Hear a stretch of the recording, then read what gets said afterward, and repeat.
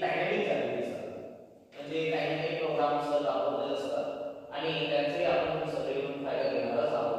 तर आपण आले साहेब परत एकदा आपण आपल्याकडे स्वागत करतो, आपल्या सर्व शिक्षकांचे स्वागत करतो आणि थांबतो धन्यवाद. त्याचप्रमाणे आजच्या कार्यक्रमाला जे पाहुणे मंडळी पाहुणे आले आहेत त्यांचा सत्कार करण्यासाठी मी सर्वप्रथम आजचे कार्यक्रमाचे उद्घाटक मान्य न्यायाधीश महेंद्र सर यांचा सत्कार करू इच्छितो आणि त्या करण्यासाठी मी आपल्या वरिष्ठ महाविद्यालयाचे समन्वय एम एस रघुजी सरांना विनंती करतो की त्यांनी आजच्या कार्यक्रमाचे उद्घाटक महेंद्र सर यांचा सत्कार करावा.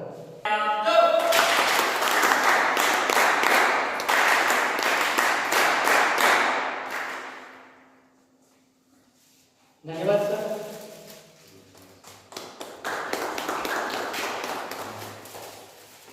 त्याचप्रमाणे आजच्या कार्यक्रमाला उपस्थित असलेले आपले महाविद्यालयाचे समन्वय माननीय एम एस रघुजी सर यांचा सत्कार करण्यासाठी मी आपल्या महाविद्यालयाचे प्राचार्य चौधरी सरांना विनंती करतो की त्यांनी एम एस रघुजी सरांचा सत्कार करावा.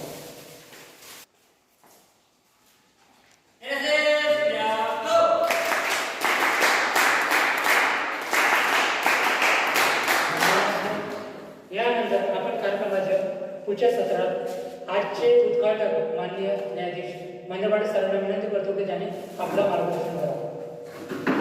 उपस्थित आपल्या महाविद्यालयाचे प्राचार्य सन्माननीय Shri N D Chaudhari sir, माजी प्राचार्य श्री रघुवंशी सर, मराठे सर आणि उपस्थित बंधू आणि भगिनींनो,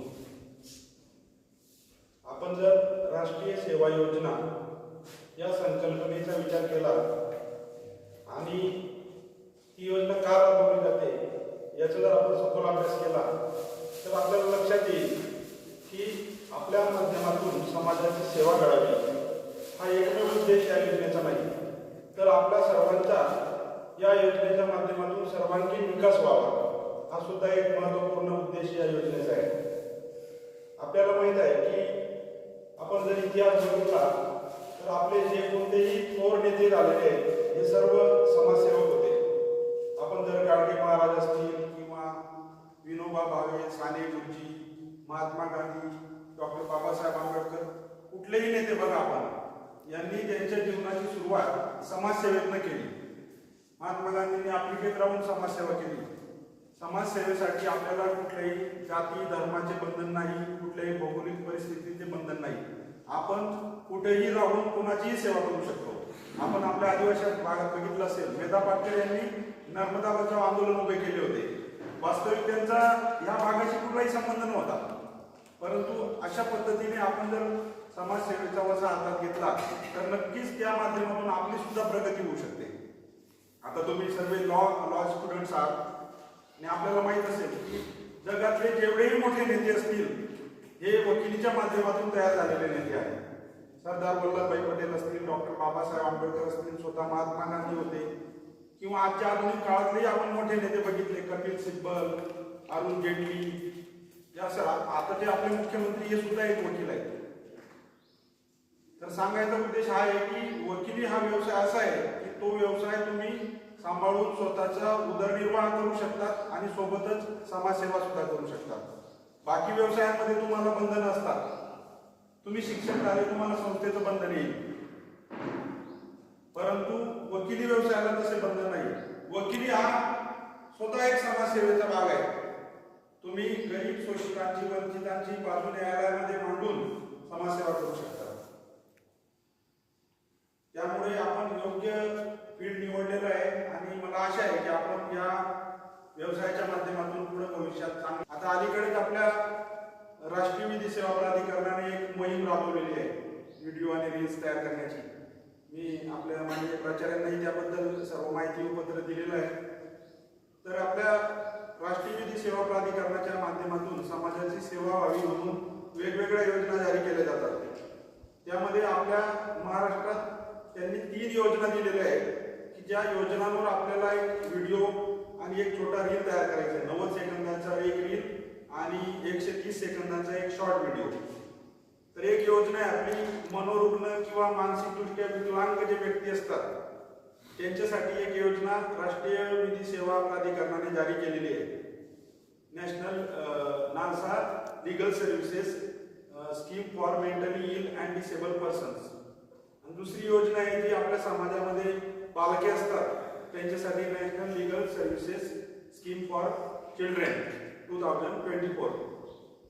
या दोघं स्कीमचं जर आपण वाचन केलं तर असं लक्षात येईल की जी समाजामध्ये आपली बेवारस मुलं असतील किंवा काही वेळेस असं असतं की आता कोविडच्या वेळेस आपण बघितलं असेल की मुलांचे आई व वडील दोघंही त्या घटनेमध्ये दगावले असतील आणि त्यांचं पालन पोषण करू शकत नसेल किंवा एखाद्या मुलाचे आजी आजोबा असतील पण वयोमानानुसार ते त्यांचे पालन करत नसतील, अशा मुलांचे आबाळ होऊ नये म्हणून या योजनेअंतर्गत आपण त्यांचं समुपदेशन करून त्यांना त्यांच्यासाठी ज्या काही कल्याणकारी योजना असतील त्यांची माहिती देऊन त्या तशा मुलांचं आपण पुनर्वसन करू शकतो, शिक्षणाची व्यवस्था करू शकतो. त्याचप्रमाणे समाजामध्ये आपण फिरताना बघतो की आपल्याला रस्त्यावर बरेच मनोरुग्ण किंवा मानसिकदृष्ट्या विकलांग लोक दिसून येतात बेवारस रीतीने फिरताना. अशा व्यक्तींना सुद्धा आपण शोधून त्यांची सुद्धा आपण मदत करू शकतो. त्यांना जे काही वैद्यकीय मदत असेल ती देऊ शकतो, त्यांचं सुद्धा आपण पुनर्वसन करू शकतो. सुद्धा आपण या योजनेचा फायदा घेऊ शकतो. आणि या संकल्पनेवर आपल्याला एक रील आणि व्हिडिओ तयार करायचा आहे.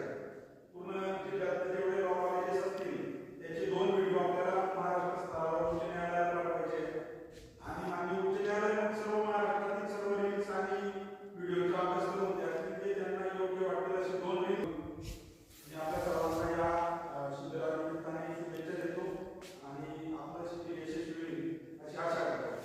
आयोजकांनी मला या कार्यक्रमासाठी बोलवलं त्याबद्दल मी आयोजकांचे आभार व्यक्त करतो आणि आपल्या कार्यक्रमाचं आज उद्घाटन झालेलं आहे शिबिराचं असं जाहीर करतो. धन्यवाद.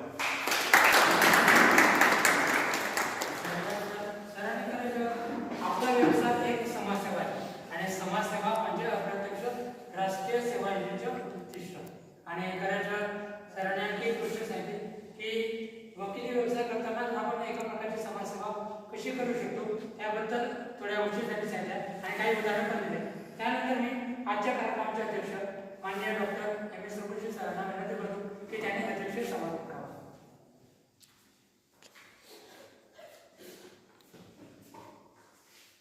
आज के कार्यक्रम के प्रमुख वक्ता माननीय न्यायाधीश महेंद्र पाटिल सर, महाविद्यालय के प्राचार्य माननीय डॉक्टर N.D. जोरी सर,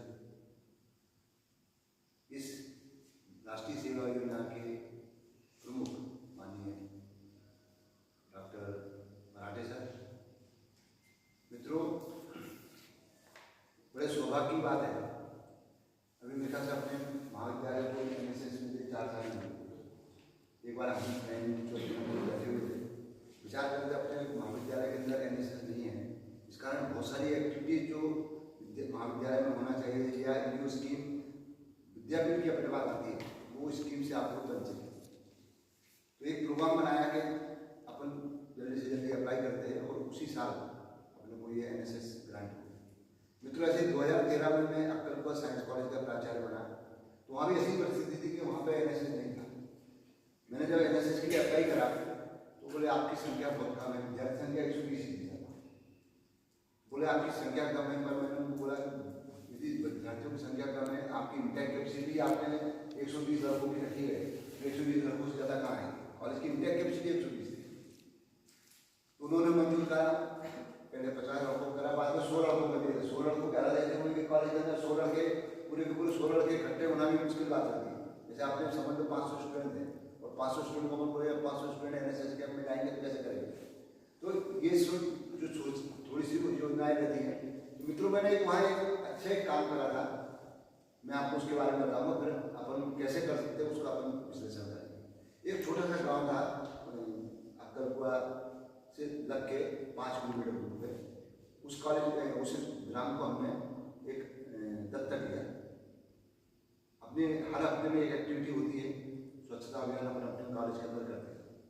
तो बजाय कॉलेज में करने के उस गांव में जाके हर हफ्ते हमने एक विचार करा कि शनिवार के दिन हर शनिवार को 9 से 11 ये अपन वहाँ स्वच्छता अभियान स्टार्ट करेंगे. बाकी गांव के लोगों से संपर्क करा कि हम लोग आप लोगों से खेती फावड़ा कुछ ट्रैक्टर वगैरह की व्यवस्था हो जाए तो अच्छा रहेगा. पहले समझ में नहीं आया कि काय के लिए बन रहे हैं.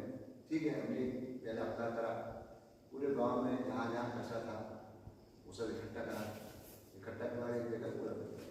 फिर उनको बोला सर कि अभी कचरा इकट्ठा हो गया है, पॉलिथीन वगैरह जो भी है इनके अपन को निर्माण करना है, तो अब क्या कर सकते हैं? तो अपने कृषि विज्ञान केंद्र से बेस्ट डिकम्पोजर लेके आए, एक गड्ढा करवाया और सारा कचरा प्लास्टिक निकाल के सारा कचरा उसमें डाल दिया। वो कचरा 40 दिन के अंदर खाद में कन्वर्ट हो गया। ये बात हमको समझ में आई कि देखो जो वेस्ट निकल रहा है उसको अपन कैसे खाद में बदल सकते हैं। तो पहली बार तो हमको इतना मतलब सहयोग नहीं मिला था गाँव वालों का, लेकिन जब हम दूसरे तीसरे हफ्ते में गए वहाँ पे, तो हर शनिवार का प्रोग्राम फिक्स था कि शनिवार को 9 बजे जाना है और साफ सफाई का ध्यान करना है। फिर हम लोगों के ध्यान में ऐसा आया कि यहाँ पे एक अलग दूसरा कैंप, जब हमने कैंप भी वहाँ लगा दिया NSS का 7 दिन का जो शिविर लगा था, विशेष सेवाई शिविर, वो वहाँ लगाया। तो वहाँ पे हमने नदी थी पानी से, उसमें थोड़ा बहुत कम पानी मिला था, तो हमने वहाँ बनई बंधारा बना दिया। जब बनई बंधारा बना लिया तो वहाँ के जो मतलब गाय भैंस थी उनको पानी पीने की व्यवस्था होती, तो ऐसे पानी इकट्ठा नहीं होता था, लेकिन कंटिन्यू पानी बहता रहता था, हमने देखा। तीसरे साल में हमने वही कैंप लिया। ऐसे करते करते हमको उस गाँव से इतना लगाव हो गया कि हमने जब 3 साल के बाद कैंप बदलने की कोशिश की तो उन्होंने हमसे डिमांड की कि सर आप हम लोग को तीसरे साल में यही कैंप लगाओ, चौथे साल मैंने कहा ये मंजूर नहीं है। फिर भी हम हर शनिवार को वहाँ पे जाते रहे। तो मित्रों वहाँ पे फर्क क्या पड़ा कि पूरे गाँव की इतनी साफ सफाई हो गई कि बाद में वो लोग खुद करने लगे। तो एक मतलब वो उनको शर्म लगती थी कि हम लोग आगे काम कर रहे हैं, उनको ऐसा लगता था कि हम ही कचरा कर रहे हैं और ये लोग साफ सफाई कर रहे हैं। तो उन्होंने भी वो प्रैक्टिस बना के उनने खुद में वो काम शुरू कर दिया। तो मित्रों एक पढ़े लिखा आदमी, अभी आप लोग वकील बनने वाले हैं सभी, इस लेवल का आदमी जब किसी गाँव में जाके काम करता है उसको जब पता लगता है कि आपको क्या शिक्षण दे रहे हैं, वो सब अनपढ़ है, ज़्यादातर लोग अनपढ़ हैं, मजदूर करने वाले लोग हैं। जब उनको ये समझ में आता है कि इतने बड़े बड़े लोग हमारे यहाँ के हमारे लिए काम कर रहे हैं, तो वो लोग आपके साथ जुड़ जाएंगे। और जुड़ने के बाद अपन कोई भी सामाजिक कार्य, देखिए आप जितने भी आपने समय नाम गिनाए वो सब बैरिस्टर रहे, चाहे महात्मा गांधी हो, ठीक है। तो जितने लोग थे अपने बड़े बड़े लोग, क्योंकि उनको ज्ञान था कि ये जो मतलब अंग्रेज लोग जो नियम ला रहे हैं उसके अंदर अपने को क्या तकलीफ हो सकती है, अपने नागरिकों को क्या परेशानी हो सकती है। तो जो इसके लिए मैं कॉलेज का बहुत आभारी हूँ। मैं एक आपको कविता प्रस्तुत करना चाहता हूँ जो विद्यार्थियों के लिए है।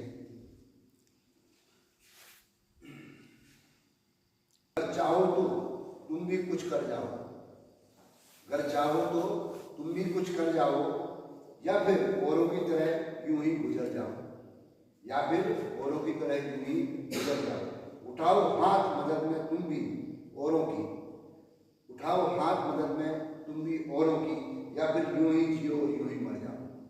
मित्रों अपने को भगवान ने अच्छा अष्टपुष्ट बनाया है, अपन एजुकेटेड है और अपन को लोगों की मदद की जरूरत है, तो अपन में मदद करना चाहिए। और इसी उद्देश्य से अपने राष्ट्रीय सेवा योजना की जो उत्पत्ति हुई इसी हिसाब से हुई है कि शहर के विद्यार्थी गांव में जाके जब काम करेंगे तो वहाँ के लोगों को प्रेरणा मिलेगी। मुझे आयोजन ने संदेश दी, उसके लिए मैं बहुत बहुत आभारी हूँ। धन्यवाद।